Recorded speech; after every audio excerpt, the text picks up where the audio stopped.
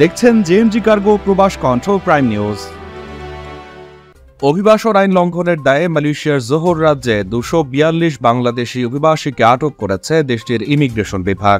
6 September শুক্রবার রাজ্যে দুটি পৃথক অভিযানে 242 বাংলাদেশি সহ মোট 336 জন অভিবাসীকে আটক করেছে ইমিগ্রেশন বিভাগ। এছাড়া আটক করা হয়েছে দুজন স্থানীয় নিয়োগকর্তাকেও।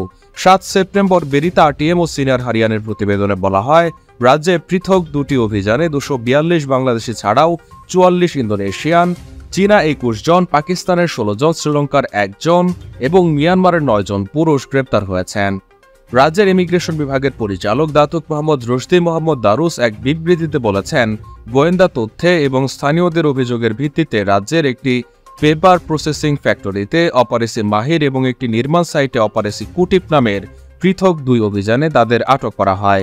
ইমিগ্রেশন আইন 6-এর 1 ধারা, অভিবাসন আইন 1960/1963 ধারা 55B, রেগুলেশন 11, রেগুলেশন 17, রেগুলেশন 39 এবং ইমিগ্রেশন রেগুলেশন 1963 অনুযায়ী তদন্তে আটকদের শনাক্তকৃত অপরাধের মধ্যে রয়েছে কোনো বৈধ পারমিট বা পাস না থাকা, ভিজিট পাসের অপব্যবহার, অতিরিক্ত সময় অতিবাহিত করা এবং নির্দিষ্ট পাসের শর্ত লঙ্ঘন।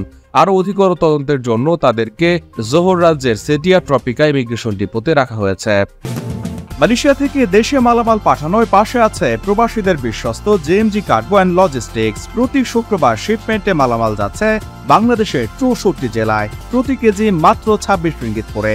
মালয়েশিয়ার যে কোনো প্রান্ত থেকে মালামাল পাঠাতে যোগাযোগ করুন 95 জালান তুন এইচএসলি সিটি সেন্টার, কোতারায়া ব্যাংকক ব্যাংকের পাশে, অথবা ফোন করুন স্ক্রিনে দেওয়া নম্বরে। এদিকে রাজ্যের ইমিগ্রেশন বিভাগের ডিরেক্টর নিয়োগকর্তাদের পরামর্শ দিয়েছেন, বিদেশি কর্মীদের নিয়োগের আগে ওই কর্মী মালয়েশিয়ায় কাজ করার বৈধ কাগজপত্র রয়েছে কিনা তা নিশ্চিত করতে।